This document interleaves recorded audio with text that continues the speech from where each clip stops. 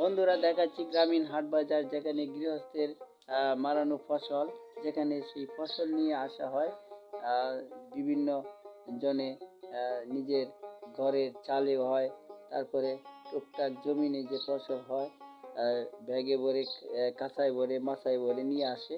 তো সেখানে বিক্রি হয় হাট বাজারে, সেখানে অনেক ক্রেতারা কিনে আনন্দে অনেকে ঘুরতেও যায়।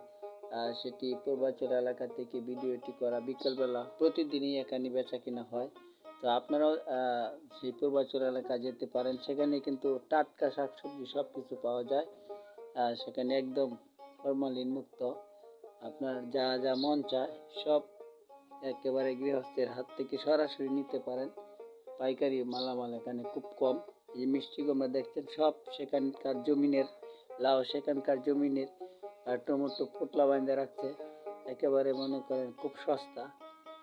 তো শুভকামনা রইল সবার জন্য। গ্রামীণ হাট বাজারের ভিডিও চিত্রটি কেমন হলো অবশ্যই কমেন্ট করে জানিয়ে দিবেন। ভালো থাকবেন, আল্লাহ হাফেজ।